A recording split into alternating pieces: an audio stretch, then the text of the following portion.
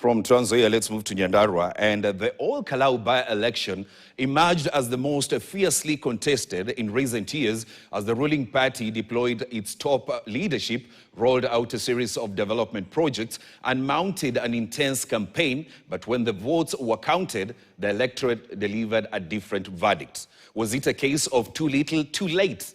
Tonight's KTN's Vera Muraya unpacks the message behind the Ol Kalou decision. Ngojeni iko by election inakuja Ol Kalou Nyandarua.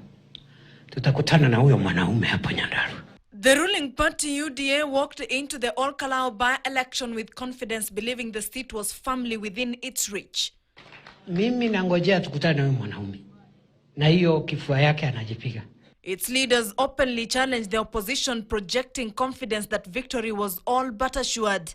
Hapo ndio heshima itapatikana.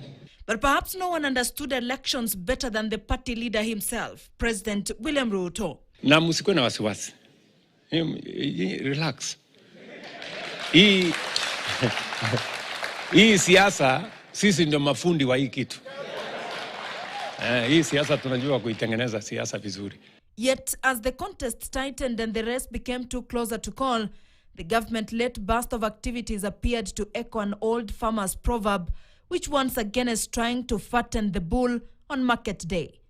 Serikali ijue ushinda ikujagi kwa kupea watu vitu kama zile meri wanapeleka kwa dams. Meri huko ni kutukosea adabu. Fai kuwe funzo hata kwa chama tawala. Lakini usiende kufanya kinyume ya chale umepewa, alafu unafikiria kwa sababu uko na freelance ya kuingia katika public coffers, atunaweza misuse resources ukuje ukahadae watu nazo. Si pesa ni yetu, na hii serikali ni yetu. Ni lazima watu bribe ili tuwafanyie kazi. So was this a genuine response to the electorate's need or an effort that had come too late? For years, the people of Ol Kalou had voiced concerns about poor roads, taps that too often ran dry, health facilities that stretched beyond their limit, unemployment among the youth, and inadequate support for farmers. Grievances that had echoed across election cycle. Then, just weeks before the by-election, the pace for government activities escalated dramatically. Mattresses were distributed. Subsidized gas cylinders found their way into homes. Clothes and shoes were handed out. Roads were commissioned. Electricity connections expanded. Fishing projects were launched. Cabinet secretaries, principal secretaries, and senior government officials crisscrossed the constituency, each carrying a message of development. To many, it looked like the government had finally remembered Ol Kalou. But for others, the timing was impossible to ignore, reading more like the rhythm of an election campaign than a long-term development agenda. So they asked, why now and why Ol Kalou? Mheshimiwa, nataka nikupongeze. Asante sana, His Excellency. You fought a hard fight. Yes, sir. Against a president, a deputy president, 7 cabinet ministers, 16 principal secretaries, 91 members of parliament, a train, 2 boats, 2,000 police officers, mattresses, shoes, goons, 14 billion worth of projects, 1.1 billion in cash, and you became victorious. Wewe ni mtoto wa Mungu.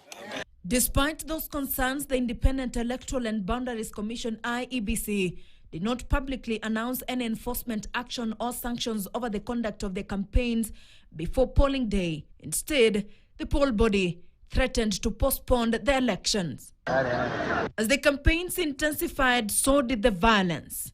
Hooded men, some reportedly armed and traveling in unmarked vehicles with concealed or missing number plates, stormed campaign events, engaged supporters in violent confrontations, disrupted polling centers, and clashed with crowds.